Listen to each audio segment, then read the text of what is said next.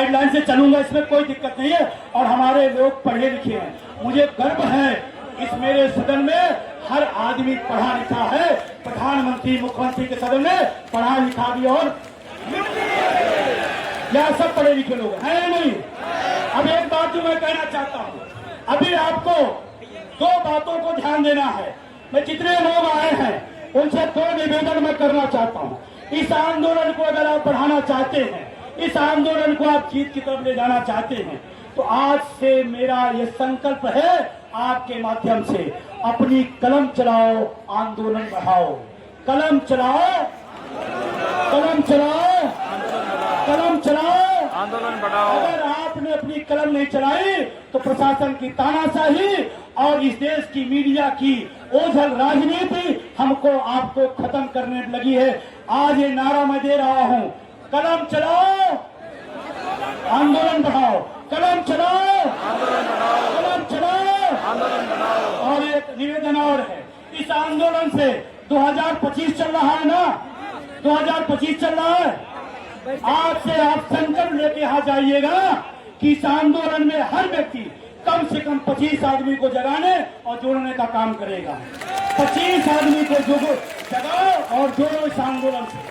और आपको बताते हुए खुशी हो रही है, हम लोगों ने रामलीला के ऐतिहासिक मैदान में एक बड़ी ऐतिहासिक रैली किया था। हम इस बार भी रैली करना चाहते थे रामलीला में, लेकिन पता नहीं क्यों शासन प्रशासन को NMOPS की रैली को अखरती है।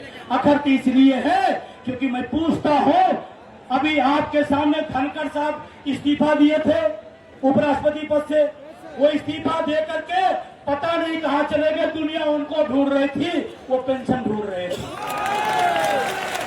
और धनखड़ साहब गए राजस्थान, हम पहले वहां विधायक थे, उसकी पेंशन उपराष्ट्रपति की 2 लाख और सांसदी की 45,000, विधायकी की 32,000, 2.25 लाख रुपए धनखड़ साहब पेंशन लेते हैं।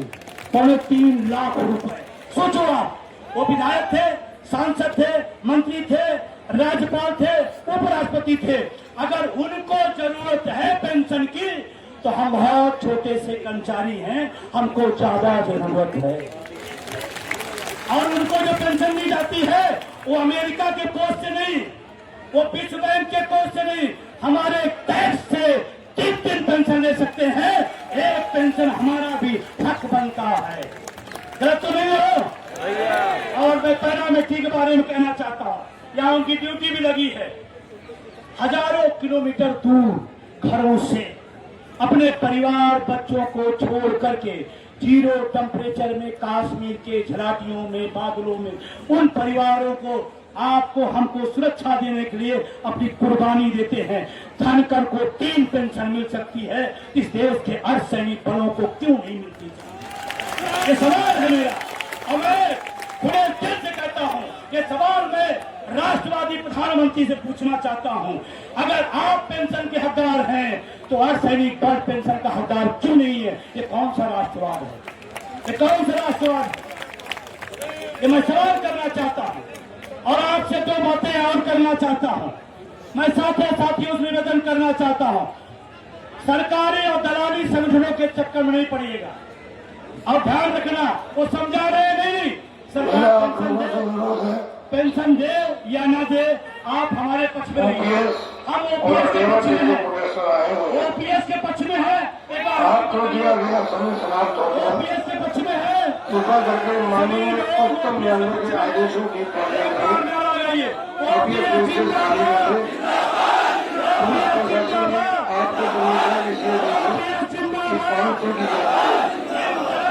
की बजाय यहाँ पर बहुत ज्यादा फिर भी हमने आपको मिला नहीं था, लेकिन अब आपसे अनुरोध है, 1 महीने की परमिशन दी, 2 रोज से ज्यादा बन चुका है।